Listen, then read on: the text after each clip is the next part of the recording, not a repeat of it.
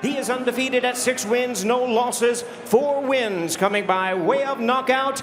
Introducing the undefeated Daniel Drops Bombs Lewis. He also is undefeated at 13 wins, no losses, 1 draw with 9 wins coming by way of knockout. Please welcome the 6'5" Towering Inferno, Sebastian Fundora. Sebastian Fundora entered the bout as one of boxing's most unique rising stars, a 6 feet 6 inches southpaw competing in the super welterweight division. I mean, he can have him cushion now, we don't know. And he's bagging up. He looks like he don't even want to fight. This one is over. A very good stoppage there.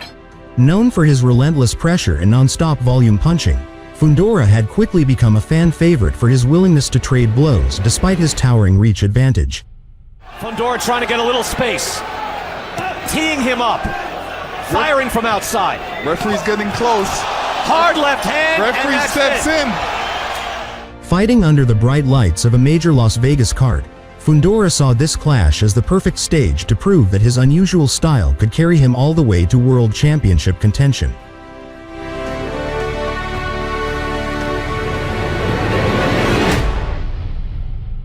Against Daniel Lewis, the Olympian from Australia. Unless he dialed up the Australian national basketball team. This is what he's doing. There's a right hand. Looking out that southpaw jab.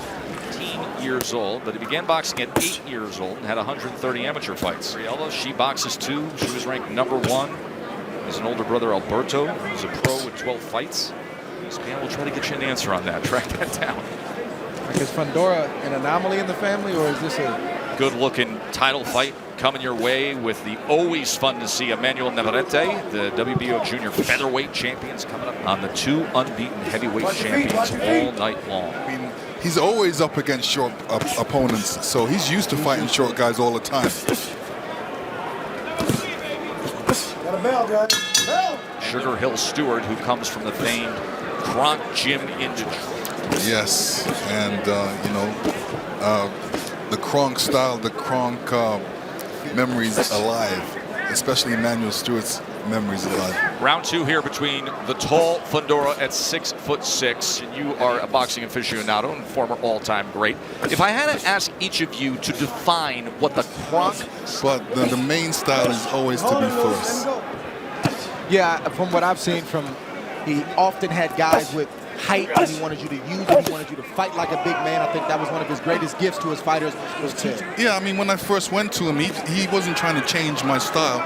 And Emmanuel felt like you weren't doing enough, and you had a moment in the corner where he of the 13-0-1 Sebastian Fundora looked to place the uppercut, but look at the face back by Lewis, who places another uppercut as at 6'6".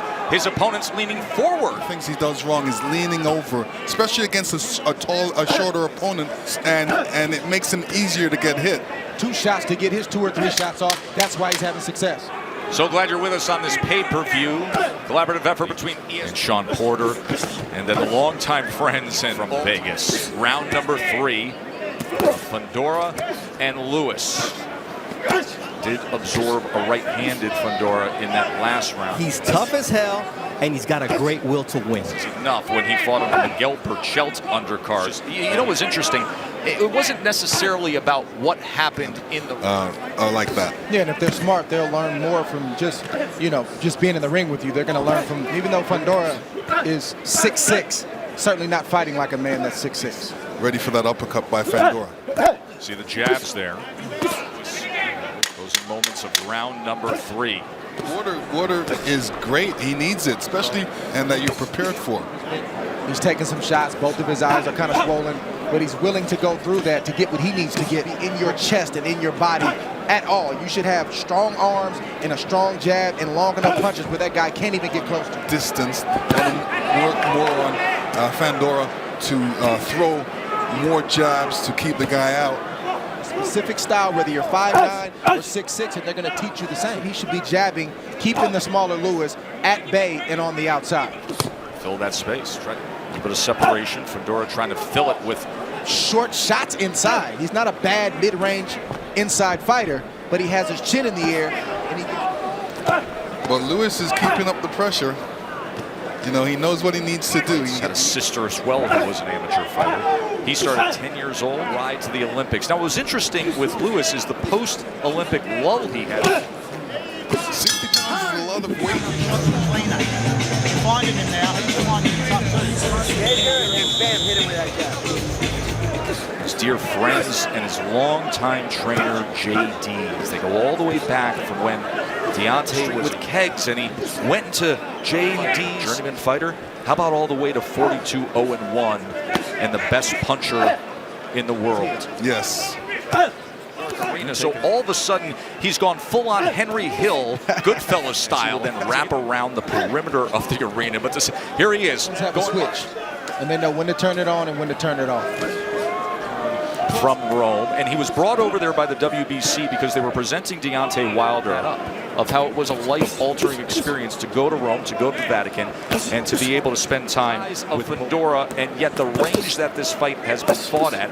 CompuTrack, as you see, the WBC champion has made his way down now to the floor. But still wondering why Fundora is fighting this kind of fight. He's got an 80-inch reach. His opponent has a 71.5-inch reach. Why are you getting hit with those kind of shots? Calls him to learn how to use the reach and the gifts that he has. Dre, at 6'6", Lennox at 6'6", he's landed that you were superb in with Holyfield and Bo and Tyson. Instead, the attention was paid to Floyd Mayweather, to Manny Pacquiao, and we had a golden era lower weight class as well when they had that controversial draw on December 1st of 2018 as they took it to the bell, and thus why we have this here tonight. But it's another thing to have that rival and be willing to toe the line and face that rival, and that's what they have, the same spirit in them as the man sitting next to me. Riddick Bowe wouldn't face me, so he couldn't be. He was my rival, but he didn't face me. He didn't want to fight me. On either side, same weight class, but they're not fighting for one reason or another. Challenges. Both guys, you know, went overseas to challenge each other. And the reaction from not just the boxing fan, but at this point, the mainstream. I feel it, okay? Don't let him feel nothing. All right? Wilder, of course, won his belt in the ring against Brazil in 2015. Was that?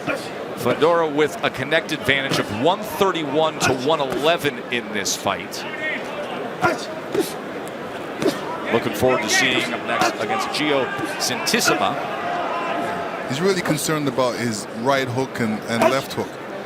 So I'm just coming in there and throwing my punches. Like that. Yep. I mean, nothing, you know, a little jousting. 11 landed. Not good, Joe. There's a left hand that comes behind it. Crackstaff came up with 6'3" for Alberto, and he is a super middleweight. Here's another moment where we're seeing Fundora sacrifice his height. He raised up into a big shot. Of course, he's going to be punching up.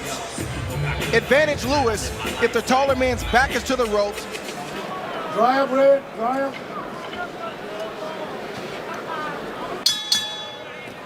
A pro for 11 months is Daniel Lewis. He's gone the full 10 rounds once before. Here he is in round number 9.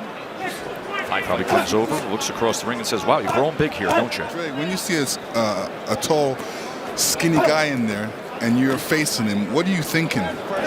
Once I get through that, I'm going to work your body. I'm gonna hit you. And you know what I think usually is like when a tall, rangy guy like that, those guys were hard to knock out because they had tree trunk legs. Yeah, especially two.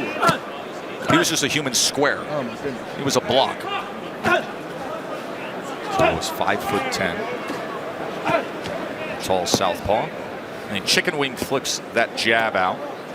Yeah, I mean, there's a lot of leverage behind it, especially, you know, the fact that he's so rangy. And but the bloody nose, the extra punishment or the excess punishment. End of 9. Yeah, he's coming like a bull. That's what he wants to do. He's trying to cover you so you can trip. All right? Push him up.